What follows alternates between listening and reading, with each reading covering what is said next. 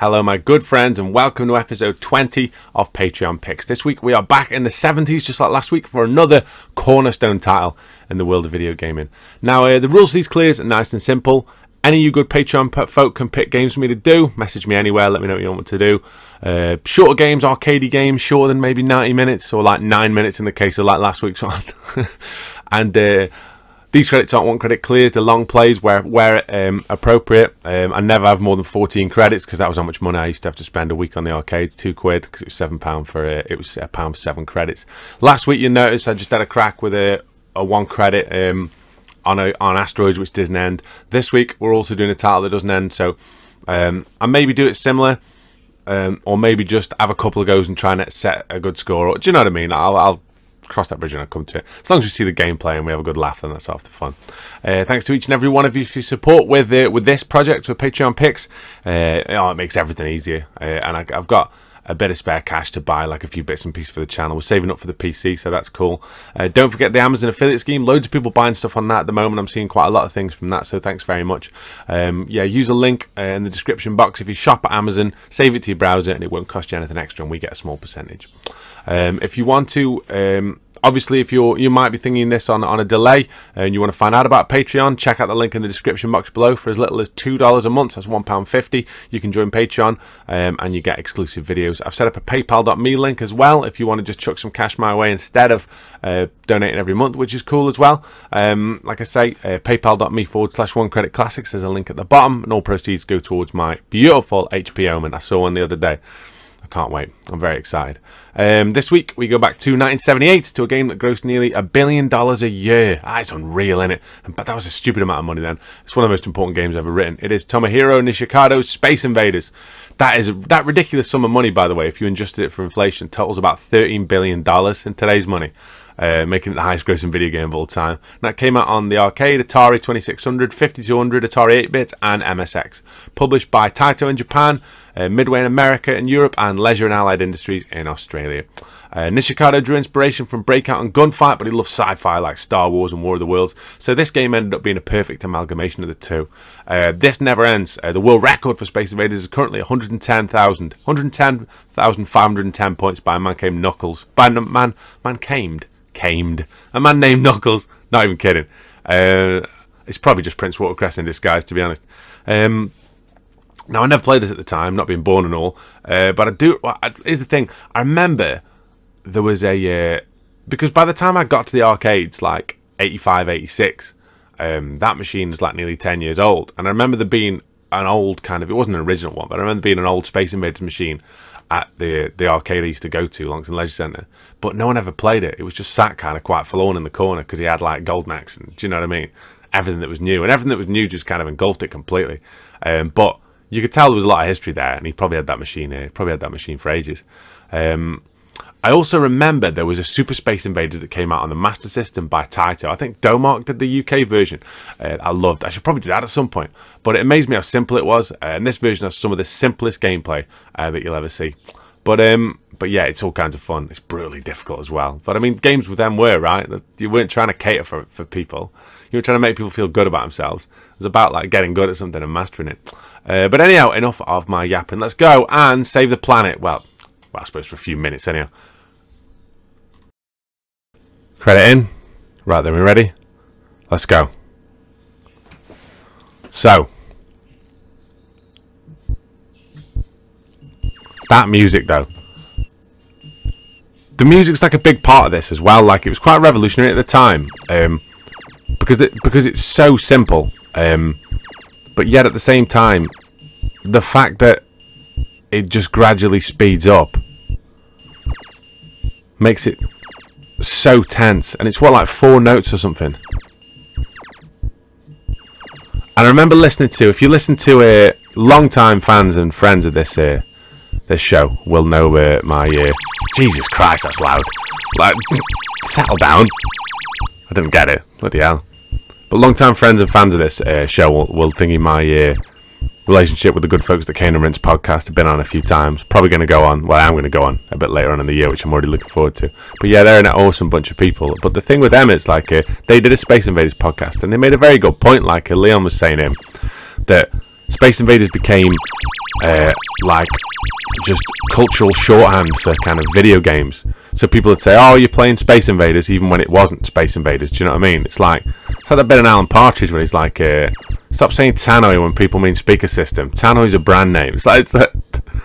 It's so true though. Like people did say back then. So I'm told, "Oh, you're playing the Space Invaders," and it'd be like not even Space Invaders related. It just became a name for like, oh come on, for just kind of computer games really. Come on, here we go. 2 more. 1 more. And that, my friends, is how it ends. Now, my best kind of performance on this is a couple of thingies cleared, and it just gets so super tense. So what I really want to do is try and beat that. I want to try and beat, I don't know. Yeah, I want to try. I can't think that I've done high score wise, because obviously it resets every time I thingy. I've hit like, hey, come on. No, I can't. It's too much of a risk. High score wise, I've done like nothing massive at all, like 1700, 1800. If I can get a score in that kind of neighbourhood, I'd be happy. Also, I'd be happy with 3 waves, but fucking hell, I better sort this out. Oh, come on. I got an extra life then. Extra life at 1500. Jesus. Come on.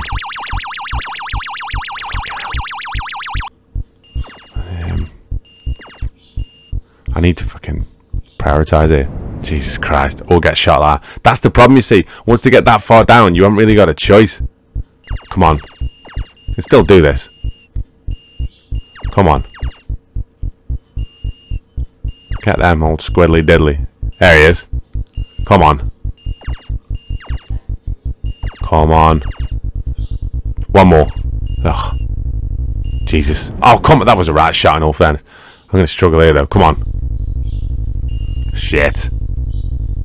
Oh! This is the best score I've ever had. If I could top 2,000. Yeah. Right, I'm happy with this.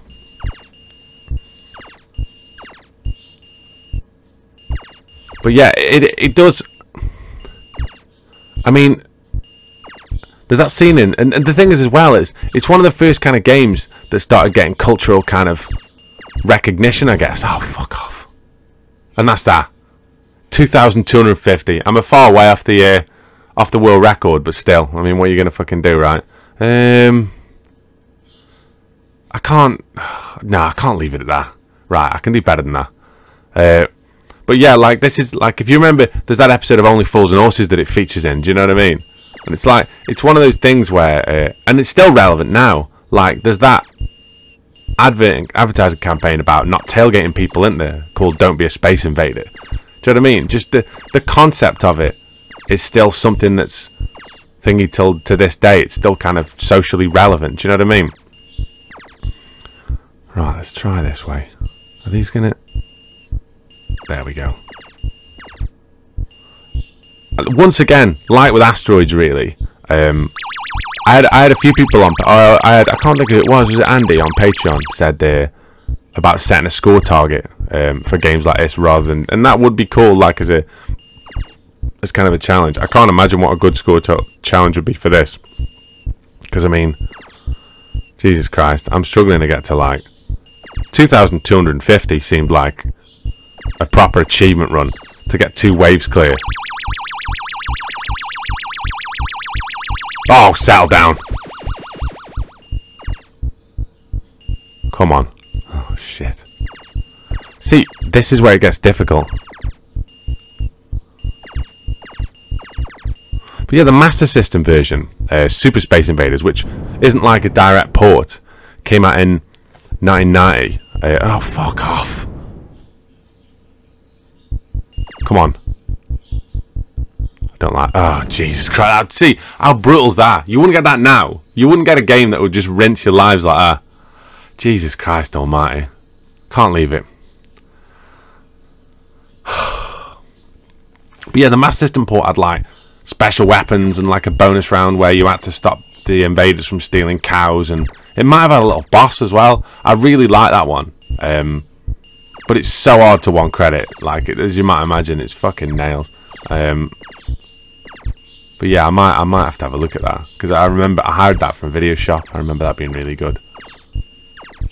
But yeah, I haven't done a lot of Master System this season. There's been a lot of Spectrum, obviously. It's just because it's like a backlog in it. Like when I started it, I like thought about all the games that I could 1 credit, and I thought to myself like, well, like there's this and this and this, and I went through a few bits and pieces, and I remember, and I couldn't emulate the Spectrum ones, so I remember thinking to myself like, oh well, you could do Renegade, you could do Minder, you could do, and then I thought, well, I can't because there's no, and I didn't find out about the Spectaculator till quite a lot later. So I mean, hence why it feels like, not like there's a lot. Well, we've done quite a few Spectrum games this season, but it feels like it'll catch up. Do you know what I mean? I'll get back to a lot of multi-format stuff. It's just at the moment, like arcade, as someone said on here the other day, arcade games on a Saturday and Spectrum games on a Wednesday. It kind of feels like where we are with it at the moment. Oh, fuck off! Where we are with it at the moment. Jesus Christ, this is fucking ridiculous, isn't it? Come on, one more.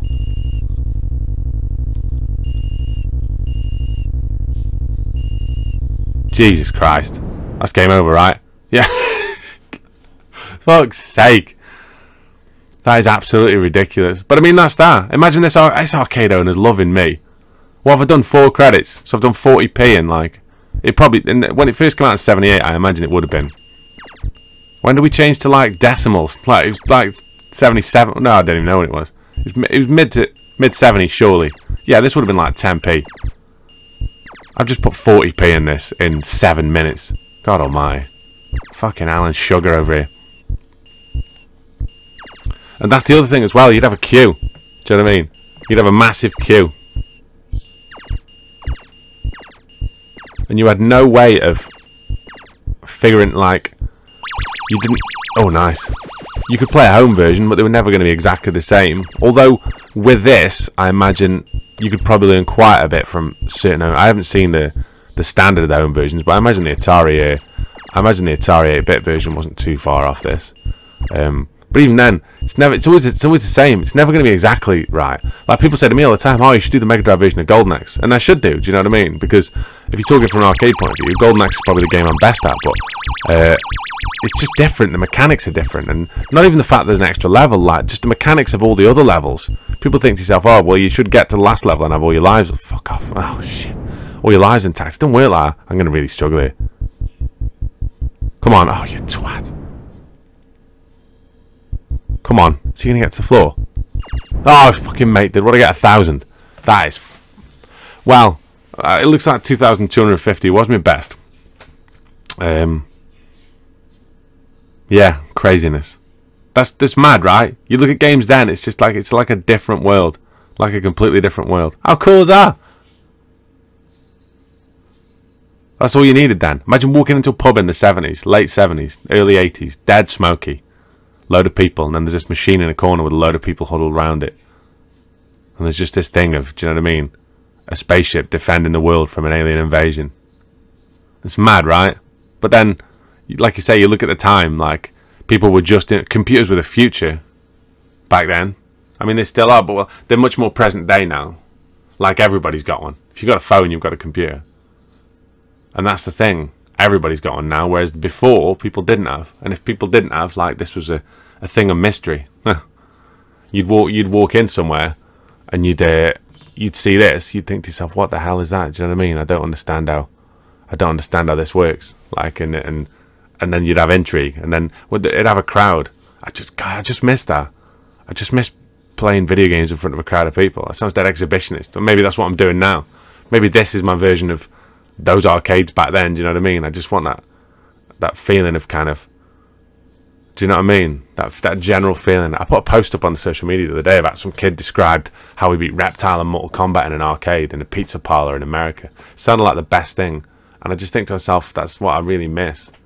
I saw somebody get to Reptile once live on Mortal Kombat, and I absolutely lost my mind. I'd never even seen it or read about it. Do you know what I mean? And that's the thing. Like now, I'd just Google it, and there's just not as much kind of hysteria connected with that. But then, the arcades were just complete magic, and that's what this is. And this is kind of the genesis of all that, so to speak. Like you could see. Do you know what I mean? You imagine the stories. You could imagine like just the coming in and like somebody setting a mad score. Like it's just, you can't even record your name either. Do you know what I mean? So the mythology of it goes even further than that. But if all this stuff kind of resonates with you, then yeah, we're kind of the same, I guess. It's just it's memories of a truly simpler time. But with the arcades, like, if I live to be 100, I'll be happy that I grew up when I did. Do you know what I mean? I wouldn't want to be. That sounds such an old bloke thing to say, but I'd kind of hate to be young now, because like, maybe I don't feel there's enough magic when it comes to computers in the world, because I grew up in such a magical time, like in terms of the arcades. But maybe kids now play PlayStation in the same way, do you know what I mean? And kind of see that. But video games now are kind of so disposable that I can't see how you'd get that excited about stuff when you can, like, you couldn't watch this, do you know what I mean? I couldn't go home and watch this stuff on TV, to the point where you'd watch TV shows on the off chance that it featured a bit of computer footage. I always watched that video of Grange Hill where like Zamo's trying to get that money for smack, innit? And he's like borrowed money off Roland, who works in arcade. I remember thinking, like, just watching that bit, because I think I'd recorded it, or I remember watching it. I just remember watching it multiple times. I must have recorded it, and just watching the bit where he's in the arcade and trying to work out what all the cabinets were. Do you know what I mean? And like, you don't kind of get that. But like I say, arcade games are brilliant, and yeah, if you're of that age and you remember them, then awesome, because they were something cool. But if you're not, then look into like stuff like this. Get involved with MAME, get involved with emulation, and kind of and get involved. I'll tell you what you should do. You should hit on my good friends over at Arcade Europe and get them to build your cabinet, and then yeah, set it up in your spare room, and then just like spend 2 days smoking in there and get a dead crackly radio to play some Guns N' Roses and drink a load of Tizer. Well, that'd be my Saturday if I wasn't off to sunny Prague. I am, however, off to sunny Prague. I am in sunny Prague as you watch this, but I'm going to go. You take care of yourselves.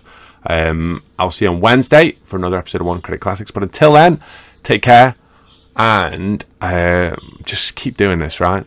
Keep watching video games, keep commenting, keep telling me what you want me to do, and we'll just make the world a better place. Take care.